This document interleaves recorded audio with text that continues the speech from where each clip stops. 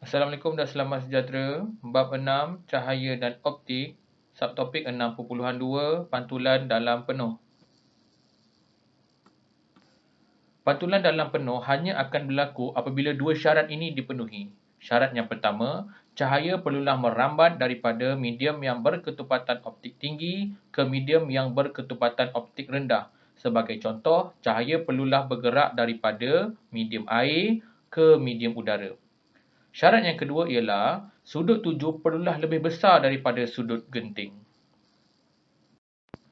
Sudut genting C ialah sudut tuju apabila sudut biasan sama dengan 90 darjah. Sudut genting bergantung kepada ketepatan optik suatu medium. Semakin besar nilai indeks biasan N, semakin kecil sudut genting. Pada saya, tiga gambar rajah ini adalah tiga gambar rajah yang paling penting untuk kamu faham bagaimana pantulan dalam penuh itu boleh berlaku. Pada ketiga-tiga gambar rajah, syarat pertama untuk pantulan dalam penuh berlaku telah dipenuhi, iaitu cahaya perlulah bergerak daripada kawasan berketupatan optik tinggi, iaitu kaca, bergerak ke kawasan berketupatan optik rendah, iaitu udara. Pada gambar rajah yang pertama, sudut tuju kurang daripada sudut genting, maka pembiasan berlaku. Oleh kerana cahaya bergerak daripada kawasan berketupatan optik tinggi kaca ke kawasan berketupatan optik rendah iaitu udara, maka sudut biasan menjauhi garisan normal. Bagi gambar rajah yang kedua, apabila sudut tuju sama dengan sudut genting, maka sudut biasan sama dengan 90 darjah. Manakala pada gambar rajah yang terakhir, syarat kedua dipenuhi, iaitu sudut tuju melebihi sudut genting, maka pantulan dalam penuh berlaku. Lihat pada gambar rajah, apakah yang akan berlaku pada sinaran laser tersebut? Sinaran laser mengalami pantulan dalam penuh berulang kali sehingga keluar di hujung aliran air, seolah-olah cahaya laser tersebut keluar daripada air. Persoalannya, apakah yang akan berlaku jika aliran air digantikan dengan aliran minyak? Ya, pantulan dalam penuh akan berlaku lebih banyak. Ini kerana indeks biasan N bagi minyak adalah lebih besar daripada indeks biasan air. Apabila indeks biasan lebih besar, maka sudut genting lebih kecil.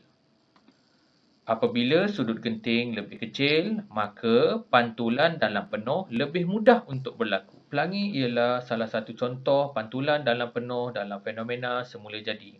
Yang pertama, apabila cahaya putih daripada matahari memasuki titisan air, cahaya itu mengalami pembiasan cahaya dan penyebaran cahaya kepada warna-warna yang berbeza. Seterusnya, semua warna yang berbeza itu akan mengalami pantulan dalam penuh pada permukaan dalam titisan air. Seterusnya, sinar cahaya yang dipantulkan mengalami pembiasan dan penyebaran sekali lagi apabila bergerak dari air ke udara. Dan yang terakhir, itulah warna pelangi yang dilihat oleh kita. Contoh kedua bagi fenomena semula berjadi yang melibatkan pantulan dalam penuh ialah logam maya. Ia juga dikenali sebagai Fata Morgana dan dalam bahasa Inggeris dikenali sebagai Mirage. Bagaimana logam maya ini boleh terbentuk? Pertama, udara di atas jalan raya terdiri daripada lapisan-lapisan yang ketepatan optik yang berlainan. Lapisan udara di permukaan jalan raya lebih panas daripada lapisan udara di atas. Lapisan udara panas mempunyai ketepatan optik yang lebih rendah daripada udara yang sejuk. Cahaya yang merambat dari lapisan atas ke lapisan bawah akan dibias beransur-ansur menjauhi garisan normal. Dan apabila sudut tuju lebih besar daripada sudut genting udara, pantulan dalam penuh akan berlaku. Aplikasi pantulan dalam penuh. Pertama, periskop prisma. Jika kamu lihat dalam gambar rajah, pantulan dalam penuh berlaku di dalam prisma, iaitu kawasan berketupatan optik yang lebih tinggi. Kedua, gentian optik. Jika kamu lihat, pantulan dalam penuh berlaku di dalam teras yang mempunyai indeks biasan yang lebih tinggi berbanding pembalut. Jika kamu masih ingat, dua syarat untuk pantulan dalam penuh berlaku iaitu yang pertama, cahaya perlulah bergerak daripada kawasan berketupatan optik tinggi ke kawasan berketupatan optik yang lebih rendah. Kedua, sudut tuju perlulah melebihi sudut genting.